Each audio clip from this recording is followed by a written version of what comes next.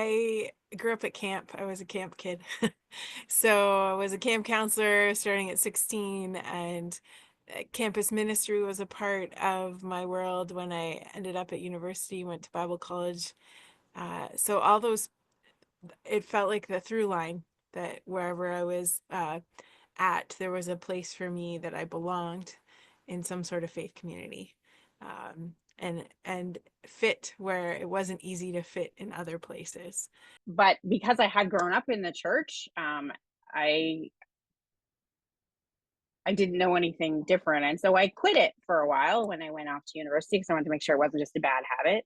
And I did miss it. There was something um, about the church that had been, it instilled enough in me something that I missed. And I went to campus ministry a little bit, but again, I think like Michelle, that wasn't what I needed. And also, there was a place too where it was a place I could be me. Like I'm having grown up in the church and been instilled with very solid Lutheran theology from a young age. I knew they had to take me. I didn't have any sense that, I wasn't good enough or I should had to dress a certain way, or like, I mean, I had Martin Luther's quote, "Sin boldly, but believe in Christ more boldly," still on my dorm room in high school. So I was prepared to walk in with my tattoos and my piercings and my smelling of cigarette smoke and last night's beer and be like, "I'm here for church. How can I help?" And I found a place that wanted me like that. And that when I came and said, I want to be part of this community, I have something to contribute. These are the things I like to do. Um, that was accepted and appreciated. I really didn't grow up in the church. And so it was midway through undergrad that I started hanging out at a Lutheran church in Saskatoon while at University of Saskatchewan, and didn't really get into campus ministry there, but for me, it was a bridge between some philosophy classes and theology classes I was taking, and Lutheran church that I started attending. So it was kind of interesting. You meet your typical folks in philosophy and theology classes, and some of them are Christian, and having some of those conversations. One ended up being my Roman Catholic friend, ended up being my baptismal sponsor at the Lutheran Church. So you never know what avenue things will go. Whereas a lot of classmates have, who had grown up in fundamentalist churches, that said, "Oh, well, I can finally leave the church or take a break or whatever." And so they thought it was absurd that I was doing the opposite of that. They're like, "Why are you doing that?" I'm like, "I don't know, it seems to make sense."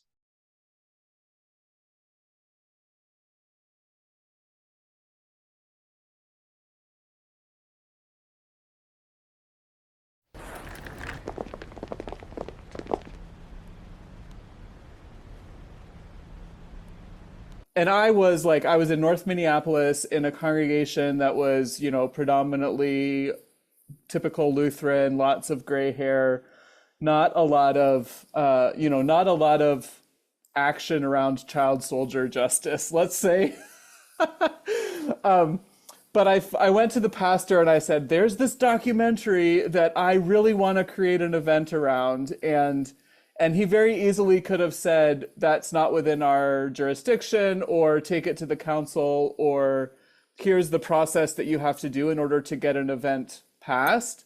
But he just said, "Absolutely, how can I help?" And and then helped me kind of figure out how to do a screening of this documentary and facilitate a conversation around it. And that was a huge sign of affirmation for me. And then also I was in the ELCA. The women of the ELCA had this sort of where they were looking for young women in each synod who would sort of become speakers around human trafficking.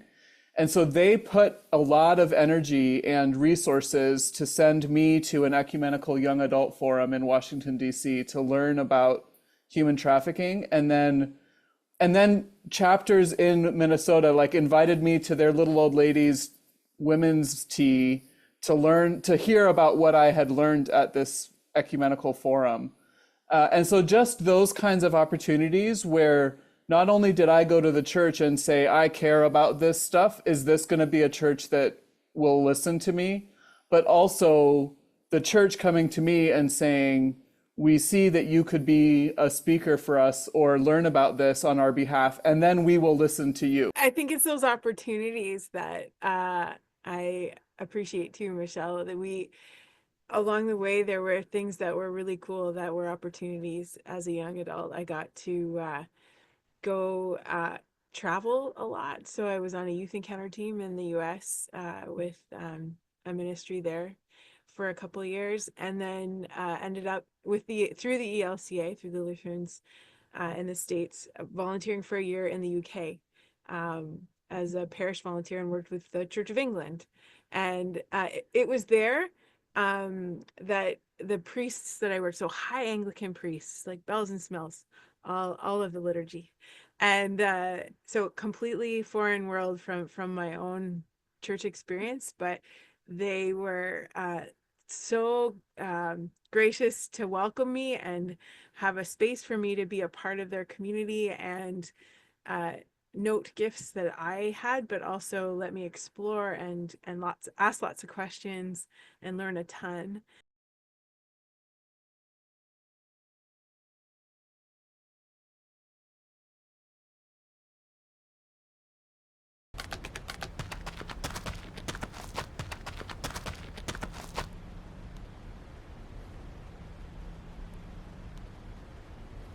But it was really, it started, I gotta say props to the deacons, because it was Deaconess Sister Ann Keffer who, when I was young, said, I think this ministry thing is really interesting to me. I think I want to do it. I just admired her wisdom and the way she came at things. And she was the one who was like, okay. And she was the first one that said, okay, not, what are you thinking? Run away. She just said, okay. And then off we went on more conversations. So it was those affirming conversations and opportunities that I never would have dreamed of on my own. I think about mentors I had along the way, both pastors Michael Pella in Saskatoon. Sarah's parents played a role as my home congregation pastors in Swift Current, Saskatchewan. And then pastors Eric Dick and Matthew Anderson in Montreal, where I studied at, ended up going to seminary, an Anglican seminary there. And but before that, I was at a Lutheran church downtown in Montreal, and I now Bishop Bruce Myers, who said, well, just come to seminary with me for a bit. And I'm like, who does that? That's weird.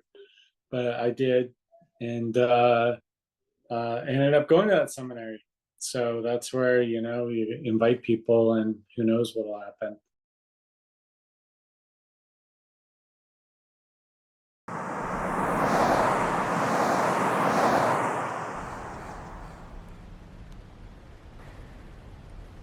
I think for me, that sense of home was definitely evolving and emerging through my relationship with the church as a young adult. I grew up in a not Lutheran context, in a much more theologically conservative context. And as a young adult, the structure that I had put God in started to crumble. And I didn't really have the tools to replace it with anything, or to broaden to release God from that structure. And so I was struggling with trying to find a church that would both receive me in the midst of that deconstruction, but also provide me with a reason to stay. And so really the church gave me a place to say for the first time, grief is okay, complicated feelings are okay. You don't have to believe everything that everyone around you believes. It's okay to be here exactly as you are, as messed up as you feel on any particular day. The kind of hunger there is for conversation and questions around faith. So grateful for people. In my case, it was Pastor Michael Pellet, who's still in Saskatoon as a pastor there and still teaching, I think. and having those kinds of conversations with students that can ignite faith and passion for church at a young age.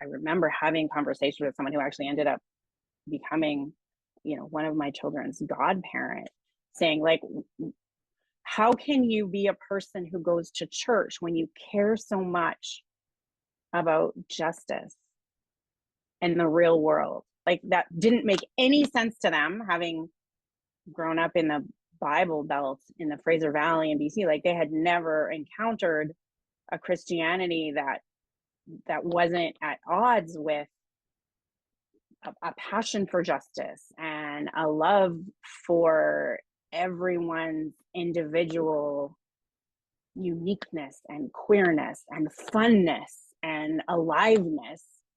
And so to talk to my friends and say, actually, my faith informs this for me, was a there was a I went back and forth between lots of different worlds. Like when people find out that I'm a clergy person, yeah, it leads to a very different kind of interaction. And then where they're like, oh, you're different than I thought you'd be as a clergy person. You're okay. Right. And often, like, I feel like that's the best compliment of like from a non-Christian person that I interact with, of like, oh, you're okay. Like, oh, look at what you're advocating for, right? Like that to me is the highest form of compliment.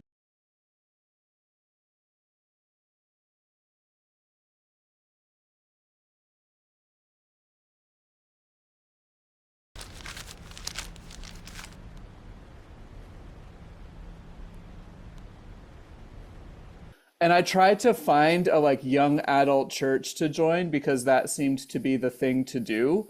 And I would sort of visit young adult small groups and young adult worship services, and I just kept coming back to multi-generational worship communities because I realized that for me, I really wanted to be in community with people of different ages. I actually didn't want to be just with a group of young adults. And so I kind of walked back and forth between young adult spaces and places where I was one of the few young adults. But I had plenty of young adults in my life. I had friends. I had a social group that I was quite content with, and none of them went to church. It wasn't something that they were missing from their lives, but it was missing from mine. And I found that for me, going to a congregation that had multi-generational worship was something that was a place that I fit. And in that time when I was, young and in my 20s in Vancouver, where most people had, come from away, and weren't, with their families anymore, just being in our little young adult community of figuring out who we were as, students and dropouts and people working at coffee shops. I was probably in my group of friends the only one who on a regular basis spent time with anyone, more than plus or minus 5 years my own age. I was the only person in my friend group who, went to funerals of people who weren't family. And there was something of value in that, of being connected to a broader scope of humanity. I gathered around faith